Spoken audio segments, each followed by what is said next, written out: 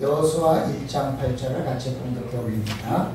이 율법책을 내 입에서 떠나지 말게 하며 주야로 그것을 묵상하여 그 안에 기록된 대로 다 지켜 행하라. 그리하면 내 길이 평탄하게 될 것이며 내가 형통하리라.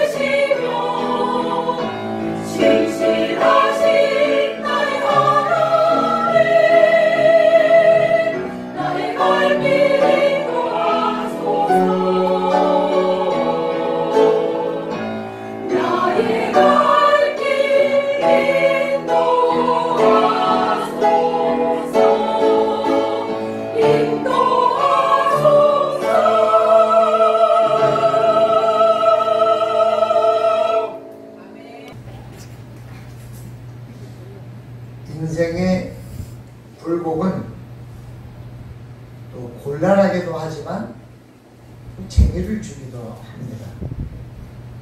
어려울 때는 힘들거든요. 그렇지만 그것이 해결될 때는 또 기쁨이 있습니다. 배고플 때 먹는 밥 한 그릇의 가격을 어떻게 측정할 수 있겠습니까? 또 갈증이 극에 달했을 때 먹는 그 물 한 모금을 무엇과 비교할 수 있겠습니까? 요즘처럼 더워서 막 땀이 나는데 얼음 냉수 한 잔을 탁 마실 때 그 기쁨은 아마 가격으로 칠 수 없을 것입니다. 그래서 사람들은 늘 좋은 일만 있으면 하지만 사실 나쁜 일이 없으면 좋은 일도 없습니다. 똑같은 일만 있는 거죠. 늘 밋밋한 삶만 이어진다면 좋을 것 같아도 심심합니다. 그렇다고 그런 행복을 위해서 일부러 고난을 자초하는 사람은 아마 없을 것입니다. 하지만 성경은 고난이 필요하다고 말씀합니다. 왜냐하면 비가 온 후에 땅이 굳어지고 환란이 지나간 이후에 평화가 오고 위기가 지나간 후에 기회가 오고 곤란한 삶이 지나고 나면 행복한 삶이 옵니다. 또 난세에 영웅이 나온다 이런 말이 있는 것처럼 어려울 때 진짜 믿음이 있는 사람이 누구인지를 분별해낼 수 있습니다. 여러분, 교회가 어려워지면요 금세 교회를 떠나는 사람들이 있습니다. 그 사람은 아마 제가 보기에 교회와 함께 뭔가 믿음을 굳건히 할 마음은 없는 그런 사람이 아닐까 생각합니다. 아무리 교회가 어려워도 끝까지 기도하면서 버티는 사람이 있습니다. 그런 분이 또 결국 교회를 끝까지 가져가게 됩니다. 교회가 건축을 시작하면 교회를 떠났다가 건축이 다 끝나고 나면 돌아오시는 분도 오게 됩니다.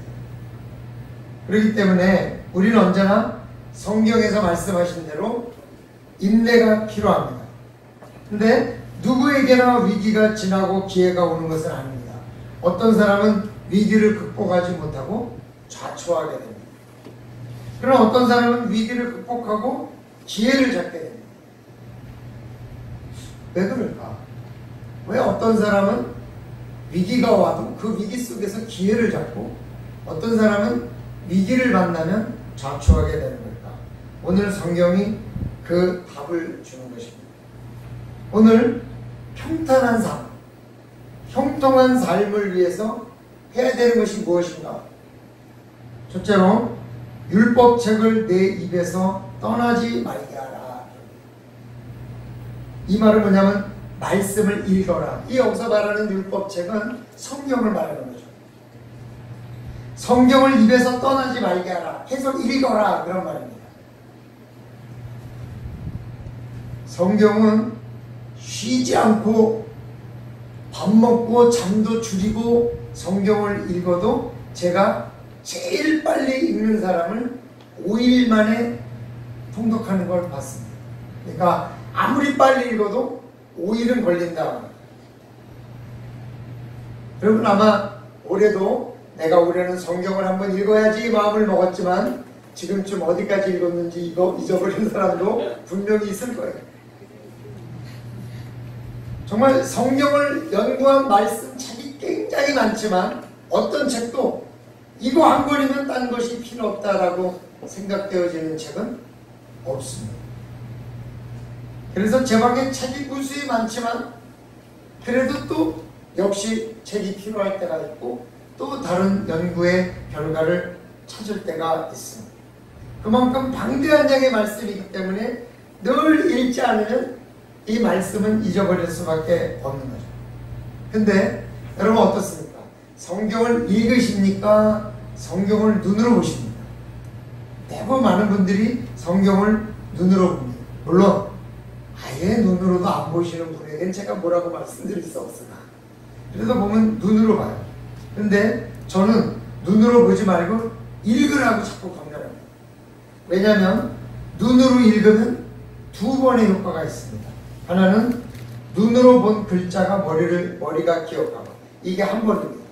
그 다음에 마음으로 생각하고 그 느낌을 기억합니다. 이것이 2번 읽는 거예요. 그러니까 눈으로 읽을 때는 2번 읽는 거예요. 그러나 소리 내어서 읽으면 4번을 읽습니다. 왜냐하면 입이 그 말씀을 기억합니다. 자기도 모르게.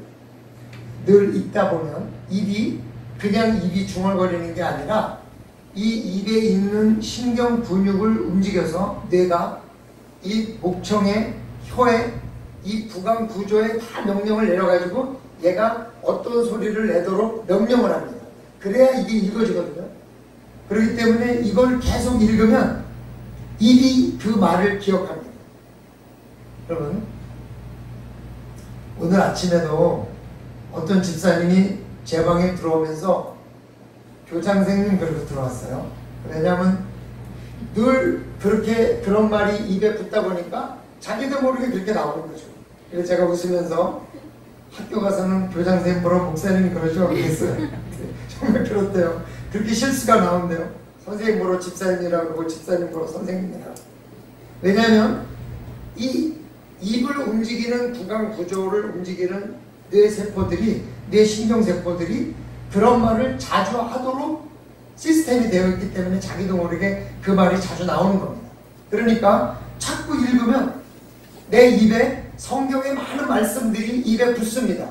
그러면 나도 모르게 어떤 언어를 사용할 때 자연스럽게 성경에서 쓰는 언어들이 자기도 모르게 튀어나오는 거죠.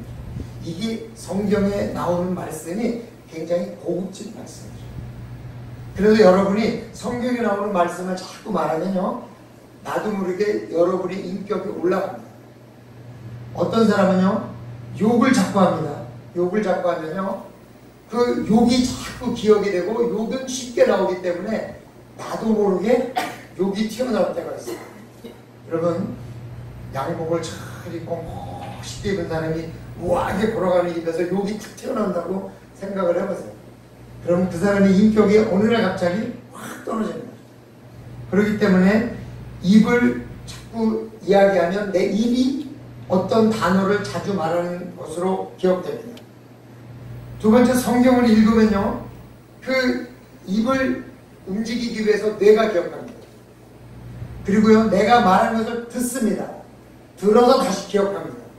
이게 3번 읽는 겁니다.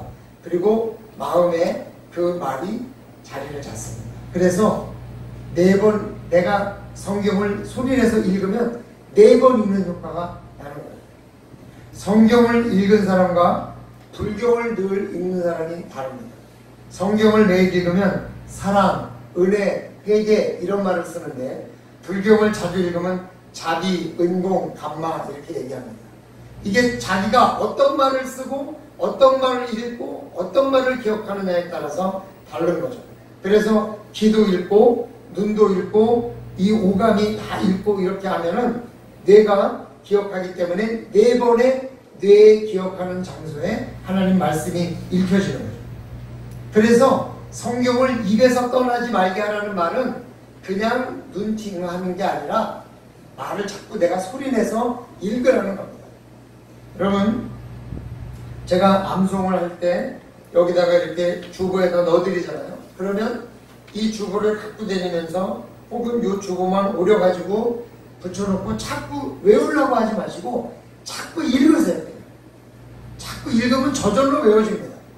그게 왜냐면요, 외우려고 외우면 빨리 외워져요. 그래서 예배 점검 받기 전에 한 15분만 달달달달달 외우고 얼른 점검 받고 잊어버려요. 그러나 그냥 계속 읽으면 나도 모르게 나오는 겁니다. 여러분, 남자는요, 군번을 잊어먹지 못해요. 왜냐면 계속 하는 거니까. 제 군번은 13038244이거든요. 제가 포병이기 때문에 그렇게 외워요. 아직도 그게 외워져요. 그래서 제 상당히 비밀번호가 이것과 관련이 돼 있어요. 네? 여러분, 주민등록번호 잘 안 잊어먹잖아요.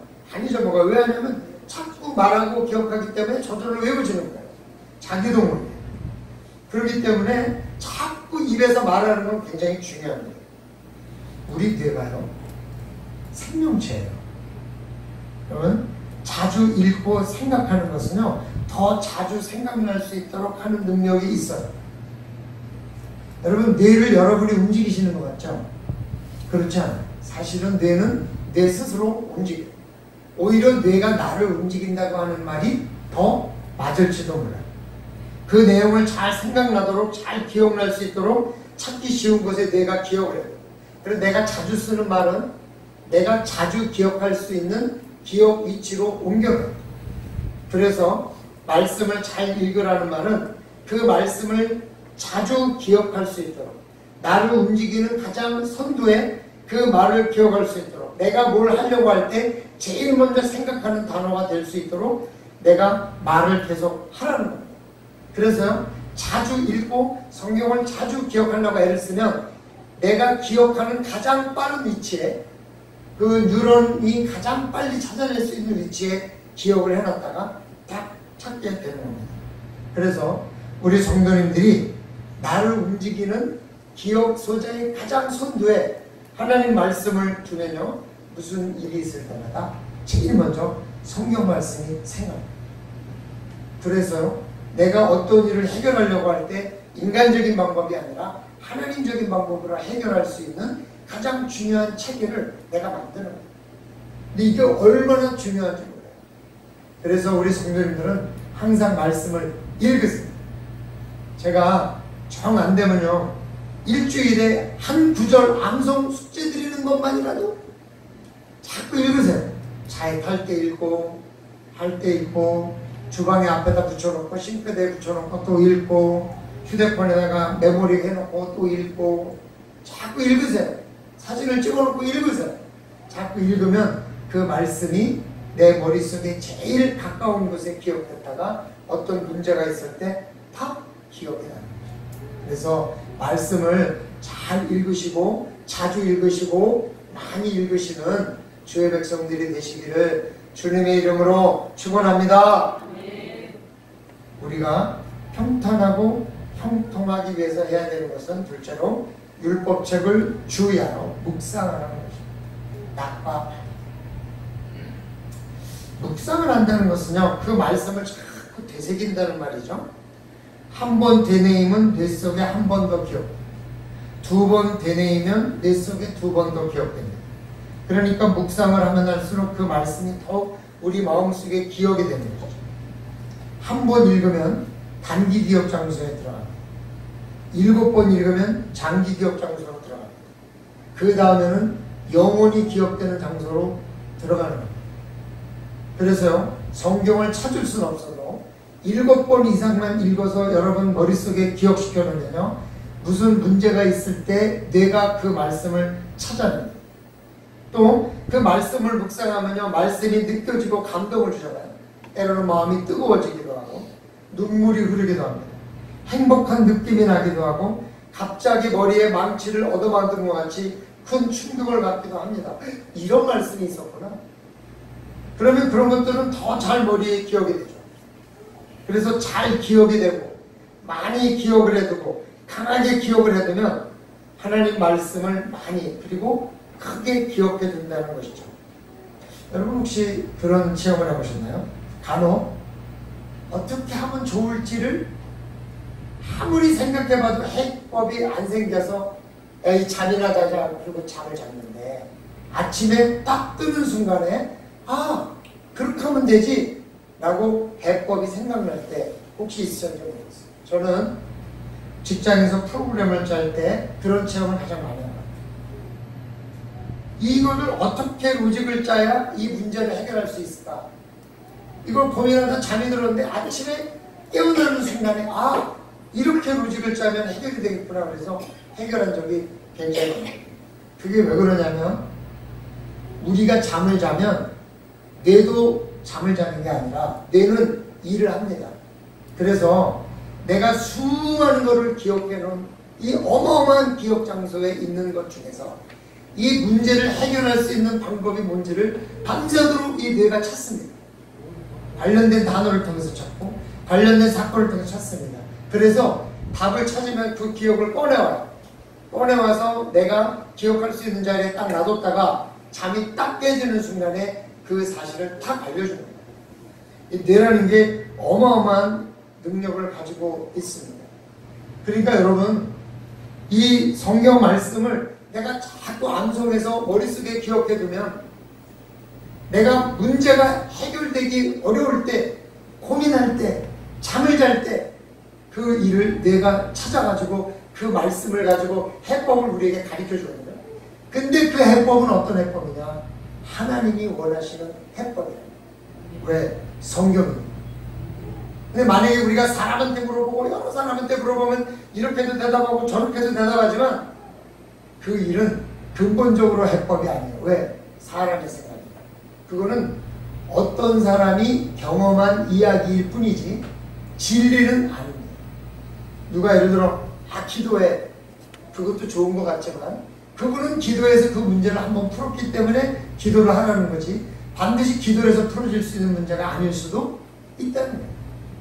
그렇기 때문에 하나님이 어떤 문제를 풀어주실 때, 하나님이 이 문제를 형통하게 풀어주실 때 하나님의 말씀이 기억난다는 것은 어마어마한 축복이에요. 그렇기 때문에 우리가 말씀을 암송하고 말씀을 입으로 읽고 말씀을 주야로 묵상해서 머릿속에 집어넣어두면 어떤 문제를 해결해야 될 시점, 형통해야 될 필요가 있을 때 우리 뇌가 찾아냅니다. 성령님의 도와주심. 그러면요, 이 문제를 내 뇌 속에 어떤 답을 말씀을 통해서 그렇게 하면 되겠구나 라고 해법을 탁 주는 거죠. 그러면요, 우리의 삶의 문제가 위기가 왔을 때 그 위기를 형통하게 잘 풀어갈 수 있다는 거예요. 그래서 우리의 삶이 평탄하고 형통하려면 아무 일이 없는 게 아니라 위기가 와도 그 위기를 해결할 해법을 찾아야 되는데 그 해법은 어디서 나오느냐? 성경에 있고 그 해법이 성경에 있지만 내가 성경을 읽지 않고 기억해 두지 않으면 찾을 수 없어요. 그러나 내가 성경을 읽고 암송하고 묵상하고 머릿속에 기억을 해두면 성령님께서 내가 열심히 일해가지고 찾아줍니다. 심지어는 나는 잠을 잘 때도 내 뇌는 일을 해서 해법을 찾아줍니다. 그러고 나서 이렇게 하면 된다. 성령님께서 탁 인사이트를 주는 거죠. 그러면요, 우리가 형통할 수 있어요. 왜? 문제가 닥쳐도 그 문제를 해결할 능력이 있기 때문에 우리의 삶이 평탄하고 우리의 삶이 형통해지는 겁니다.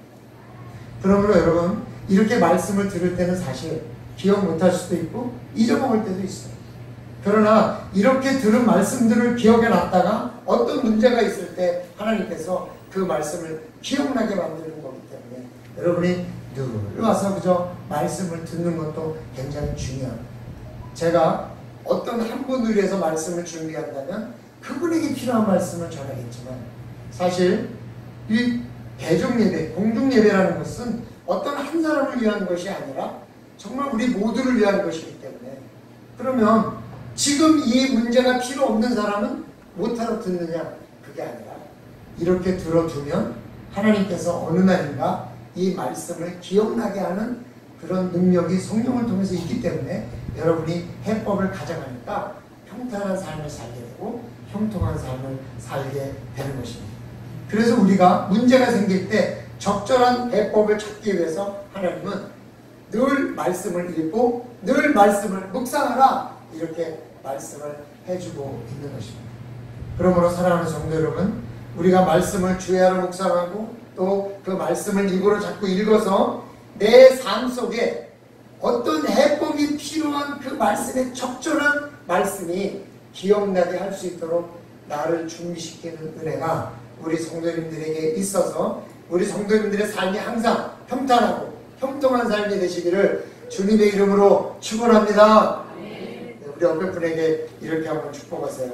당신의 삶이 평탄하고 형통하게 되기를 원합니다. 이렇게 한번 했습니다. 할렐루야. 사람이 늘 말씀을 묵상하면요, 위기와 곤란 중에 평탄과 형통으로 인도되는 말씀을 받는 거예요. 그러니까 어떤 문제가 생겼을 때 옆에 사람이 얘기합니다. 야, 가서 한 대 막 줘박어. 저런 사람은 줘박어야 정신을 차려. 이렇게 얘기하죠. 그런데 성경이 내 기억한 성경 말씀이 나에게 얘기합니다. 사랑하라. 사랑하는 것이 해결 방법이다. 여러분, 어떤 게 좋습니까? 사랑하면요, 내 마음이 편하잖아요. 그렇기 때문에 항상 우리는 하나님 말씀에서 나오는 해법으로 인생을 살아야 우리 인생이 평탄하고 우리 인생이 형통하지, 세상에서 주는 지혜만 가지고는 절대로 평탄하지 않고 오히려 더 문제를 많이 만들어낼 때가 많다는 것입니다. 그러므로 우리 성도님들이 평탄하고 형통한 삶을 살기 전 간절히 바라거든요. 하나님 말씀을 늘 입에서 묵상하시고 주야로 묵상하시기를 다시 한번 주님의 이름으로 축원합니다. 우리가 평탄하고 형통하기 위해서 해야 되는 것은 무엇인가? 셋째로, 이 율법책 안에 기록된 대로 다 지켜라. 우와. 이 말씀이 가장 어려웠어요. 사실 묵상은 나 혼자 하고 있으면 돼요. 읽는 것도 나 혼자 하고 있으면 돼요. 그러나 이 말씀을 지켜 행하려면 정말 많은 도전이 필요합니다. 저는 지난 몇 주간 성도님들에게 창조적 감사를 도전했어요. 없는 감사도 만들어내는 창조적 감사. 또 변화에 도전하자 이렇게 얘기하고, 이제 8월 첫 주부터는 변화를 이루어낸 여성들에 대해서 세미나를 하려고 합니다. 이런 말씀에 몇몇 분들은 도전을 받으신 것 같아요. 참 감사해요. 근데 과연 몇 분이나 실천하고 있을까 생각을 한번 해봅니다. 보통 말씀을 100명이 들으면 그 중에서 30명이 깨닫는다 그래요. 30%.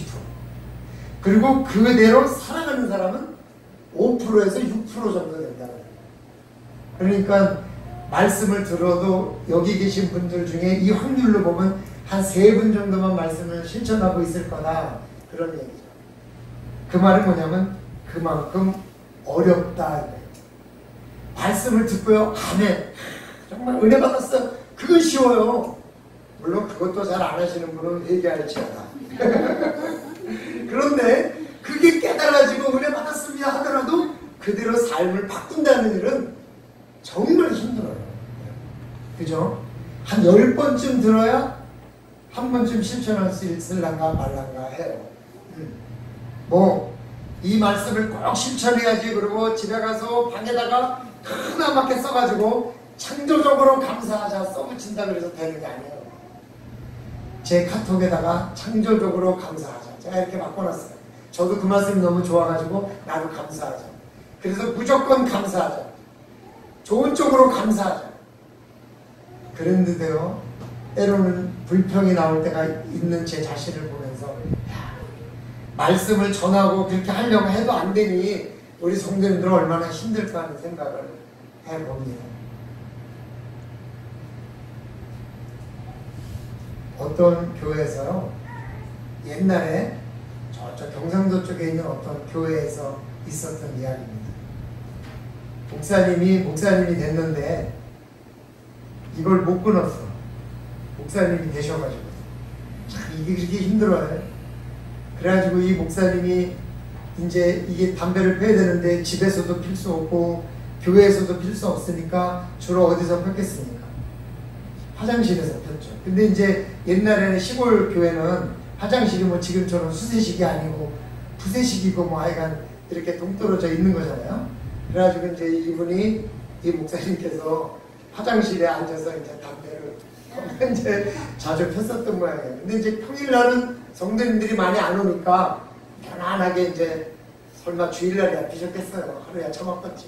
이제 평일날 담배를 이렇게 피고 있는데 그 교회 앞을 지나가던 그 교회 청년이 갑자기 뒤가 급해진 거예요. 그래서 평일날이니까 사람들이 별로 없겠지 그러고 후다닥 뛰어들어와가지고 급하니까 문을 그냥 잡고 벌컥 열었는데 그 안에서 이제 담배를 피던 목사님하고 눈이 마주친 거죠. 야, 이게 어떻게 됐겠어요? 상황을 한번 해보세요. 지금하고 옛날하고 또 다르죠. 옛날에는 정말 담배 피우면 큰일 난 줄 알았지 않았겠어요? 그래가지고 이제 교회에서 재직회가 열린 거예요. 그래서 목사님이 사임하셔야 된다. 이건 말도 안 된다. 어떻게 목사님이 담배도 못 끊고 우리한테 무슨 얘기를 하겠느냐. 그래서 뭐 재직회에서 거의 목사님 사임하시도록 결의를 하려고 하는 순간에 이 실화예요. 책에 있어요. 근데 그 순간에 그 장로님이 확 나오셔가지고 이렇게 얘기한 거죠. 우리 목사님이 담배를 피시다가 걸려서 교회를 사임하면 어디 가서 목회를 할 수 있겠는가. 우리 목사님도 목회를 해야 목사님이 우리를 변화시키기 위해서 애쓰신 것처럼 우리도 목사님을 변화시킬 수 있도록 애써야 되지 않겠느냐. 그러니 담배를 끊을 때까지만 좀 기다려 드리자. 그래서 목사님이 담배를 끊고 목회를 할 수 있을 때가 되면 그때 목사님을 다른 곳으로 잘 가시도록 해주면 우리도 좋고 조금 참아드리면 되지 않냐. 지금도 우리가 잘 모르고 왔지 않았냐. 그렇게 이야기를 하니까 성도님들이 그 말에까지 반대할 수는 없었던가 봐요. 그때만 해도 참 우리 성도님들이 착했단 말이야. 아마 요즘 같으면 어린 반품일 수 없을 것 같아요. 그래가지고 그렇게 하기로 결의를 했대요. 그랬더니 목사님이 얼마나 부끄러워. 몰래 빌던 줄 알았는데 들키고 나니까 너무 부끄러워서 부족한 자기 자신을 생각하면서 부끄러워가지고 강대산에 올라가서 매일 밤에 철야를 하고 기도하면서 주님, 이 부족한 좀 담배 끊게 해주세요.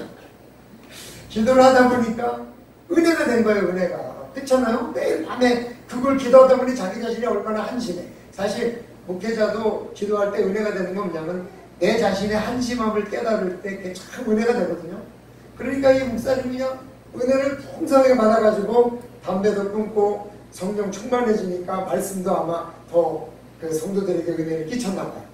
그러니까 이제 어느 날 장로님이 재직회 이제 또 열어서 이제 목사님이 담배도 끊고 했으니까 가시도록 하자. 그러니까 성도님들이 다 아니 안 가셔도 된다. 지금 은혜가 너무 좋다. 그래가지고 다시 목회를 해서 은퇴할 때까지 있었다는 전설과 같은 이야기가 그 목회 책에 목회 관련된 책에 보면 이렇게 나와 있어요. 제가 이 이야기를 조금 줄여서 임직식이나 뭐 위임식 같은데 권면을 할 기회가 있으면 제가 이 말씀을 가능합니다. 제가 어떤 교회에도 가서 이 권면을 했어요.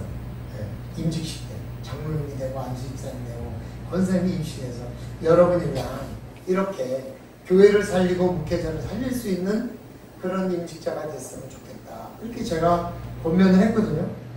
그럼 그 교회는 그 권면을 듣고 어떻게 됐겠어요? 너무 잘 됐겠죠, 그죠? 근데요, 불과 3개월도 안 돼가지고 그 교회 목사님을 결국 내보냈어요. 새로 된 임직자들.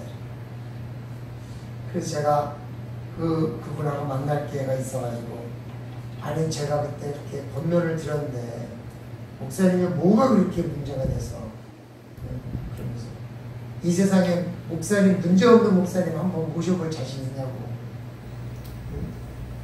가인은 모한테 지고 가인한테 이기는 법이지 다 이기는 가위바위보는 없다. 그랬더니 그때 그런 말씀 하셨어요. 아마 임직식의 권면이니까 그냥 스쳐 지나가는 말씀으로 들었지 그 말씀을 권면으로 진짜 받고 이 말씀을 꼭 지켜야 되겠다는 그런 생각은 없었던 것 같아요. 제가 위임받을 때 우리 담임 목사님이 우리 원로 목사님께서 저를 사랑에 대한 얘기를 하셨단 말이에요. 정말 있네요. 근데 여러분 한번 생각해 보세요. 여러분이 임직받을 때 혹은 여러분의 말씀을 다 기억하지 못하잖아요.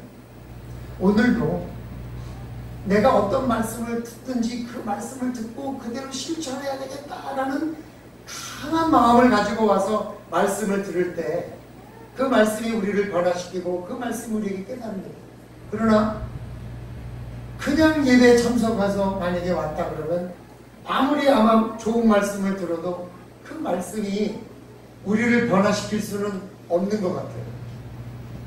설교 말씀도 그냥 들으면 평탄한 방법도 알 수 있고 형통할 수 있는 비결도 알 수 있지만 그 말씀을 그냥 들어 지나가서 어떤 말씀을 들었는지도 모르면 정말 깨닫기 어려운 거죠. 제가 지난주 말씀을 나름 다른 방법으로 요약해서 주보에서 계속 실어드리고 있잖아요. 읽으시는 분이 많은 것 같아요. 읽으시면 도움이 되죠. 제가 이 설교를 유튜브에 계속 올리고 있단 말이에요. 보니까 한 27분 정도가 클릭을 해서 읽으시더라고요. 원로 목사님 설교는 70분이 읽었는데 내 설교는 27분밖에 안 읽었어요. 그래서 매주 이렇게 다시 보고 또 읽고 이러면서 우리가 뭔가 하나님 앞에 자기 자신을 변화하려고 하는 그런 노력을 하면서 뭔가 하나라도 지키려고 행한다. 너무 어려운 거죠. 그러나 오늘 우리 삶이 평탄하려면 그래야 된다는 거예요. 뭔가 하나라도 지키려고 애를 써야 된다는 거예요. 물론 다 지킬 수는 없지만, 그래서 제가 이렇게 말씀드립니다. 오늘 설교 말씀을 들은 걸 가지고 일주일만 지키세요. 또 다음 주에 설교 말씀을 듣고는 그 일주일만 또 지키세요. 그 다음 설교 말씀을 듣고 그 일주일만 지키세요. 그렇게요. 한 주간 지키다 보면 자기도 모르게 그 삶이 자꾸 습관화되고 그 삶이 자꾸 자기 몸속에 배어서 하나님이 원하시는 삶을 살기 때문에 평탄하고 형통한 삶이 되는 거예요. 그런데요, 뭐 말씀했는지도 모르고 정말 졸음을 쫓느라고 헐거리다가 예배 끝날 때 아멘 하면서 오늘은 승리했습니다. 그리고 돌아가면 뭐가 남겠어요, 그죠? 네. 그래서 오늘 말씀의 문제는 세 가지. 입으로 자꾸 말씀을 읽어. 그 말씀을 자꾸 되뇌이고 묵상을 하라. 그리고요, 그 말씀을 지켜 행하라. 이 3단계. 이 일만 우리가 자꾸 꾸준히 하면요, 우리의 인생을 평탄하게 이끌어 가시고 형통하게 이끌어 가시고자 하는 하나님의 그 말씀이 이 성경책에 담겨 있기 때문에 우리가 바로 그런 삶을 살 수 있다. 그러나요, 사람의 지혜로 내 머리로 뭔가 이걸 해결하면 될 거다라고 해결하지만 이렇게 해결하면 다음이 문제가 돼요. 제가 목회를 할 때 뭘 말씀을 좀 연구를 해야 되는데 사람들이 자꾸 찾아오고 전화가 오니까 집중을 할 수가 없어요. 그래서 아무래도 내 방이 따로 있어야 되겠다. 그래가지고 내 방을 따로 만들었어요. 그랬더니 처음엔 조용하고 너무 좋더라고요. 아무도 안 찾아오니까 말씀에 집중하기도 좋고 제가 뭐 연구하기도 좋더라고요. 근데 조금 지나니까 심심하더라고요. 교인들을 자주 만날 수가 없어. 왜냐면 일부러 모양식까지 올라와가지고 두드리고 말할 건 아니지만 오다 가다 만나면 자기 얘기도 하고 소소투라 그런 얘기도 하면서 기도 제목도 갖고 이러는데 따로 있으니까 이제 안 와. 그래가지고 오히려 연구할 때는 내 방에 있지만 연구할 때 밑으로 내려와가지고 어슬렁 갔다 하다가 교회를 만나게 되더라고요. 그러면서 그 생각이 나면 한 가지가 좋으면 나쁜 것도 있구나. 세상에 주는 지혜는 그렇습니다. 한 가지는 해결될지 모르지만 나쁜 것이 있어요. 그러나 하나님이 주시는 지혜는 그렇지 않습니다. 그러므로 하나님 말씀을 늘 읽고 묵상하고 지켜 행하는 습관을 가져서 하나님이 주시는 지혜로 이 세상, 하나님이 주는 방법으로 이 세상을 살아감으로써 평탄하고 형통한 삶이 이름으로 축원합니다. 한번 인사해보세요. 나도 평탄하고 당신도 형통하기를 원합니다. 할렐루야. 우리 성도님들도 형통하고 저도 평탄한 목회가 될 줄로 믿습니다. 기도드립니다. 아버지 하나님,